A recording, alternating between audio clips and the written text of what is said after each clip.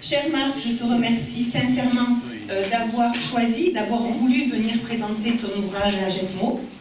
Nous en sommes honorés. Et puis, je pense que ton histoire avec Agetmo ne fait que commencer et que nous aurons encore beaucoup de projets à porter ensemble. Autour de Marc Large se trouvaient deux autres intervenants, Michel Marsan, dont une des ancêtres figure sur une des photos composées par Félix Arnaudin, et Gilles Kerlop, qui a adapté en bande dessinée les contes que le photographe ethnologue a collectés dans la Haute-Lande tout au long de sa vie, témoignant ainsi de son amour pour les traditions et le paysage. Dans son ouvrage, Marc Large retrace de façon romancée la vie de ce personnage à ce point atypique qu'on le surnommait l'Oupec de la Boueire, ce qui veut dire le fou. Et alors, psychologiquement, à un moment tu parles et tu dis qu'il serait presque atteint d'une maladie. Alors j'ai cherché ce que c'était, et c'était la silogomanie. Oui. Alors est-ce que tu pourrais nous expliquer ce qu'est la silogomanie et comment il est arrivé là, quoi? Alors la silogomanie, c'est comme chez toi, c'est comme chez Michel. Alors c'est le pendant du syndrome de Diogène. Le syndrome de Diogène, c'est les gens qui collectent tout, qui gardent tous les journaux, les livres, les trucs et tout ça, mais qui sont dans une hygiène pas très... Ouais. Et à l'inverse, le silogomane, lui, il est propre, et il garde tout de façon bien propre et tout ça, mais c'est énormément, c'est un collecteur.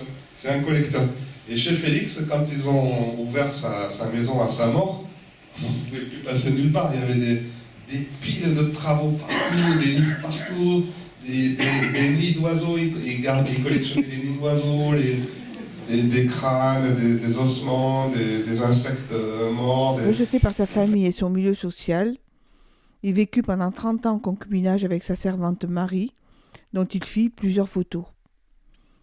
Marc Large montre dans son ouvrage combien Félix Arnaudin était perfectionniste et comment il concevait ses photos comme des tableaux.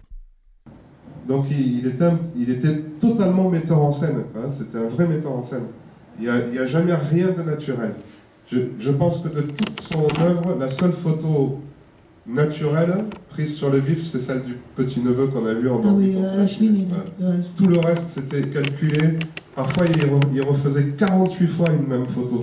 Tellement qu'il était perfectionniste. Ouais. Poète, archéologue et musicologue. Et il a appris la flûte traversière pour pouvoir collecter tous les chants en fait, à l'oreille. Hop, il faisait ses partitions et c'est fabuleux. Et il était tellement pointilleux qu'il allait chez l'imprimeur faire avec lui les caractères en plomb pour que les connotations gasconnes des chants soient bien respectées, quoi. En fin de conférence, Marc Large a évoqué les premiers retours des lecteurs. Alors les premiers retours qu'on a, vraiment ce qui revient et ce qui me touche beaucoup, c'est les gens me disent on ne le lâche pas du début à la fin et on sort bouleversé et très ému par la fin. Il y a des surprises à la fin aussi. Et puis voilà, et puis c'est toujours assez... C'était quelqu'un de dépressif, hein, qui était, alors à l'époque ils appelaient ça mélancolique, mais il avait tous les symptômes d'un dépressif. Et ce qui est le plus triste, c'est ça, qu'il a cru qu'il avait échoué, alors qu'il n'a pas du tout échoué et qu'il a immortalisé, quoi.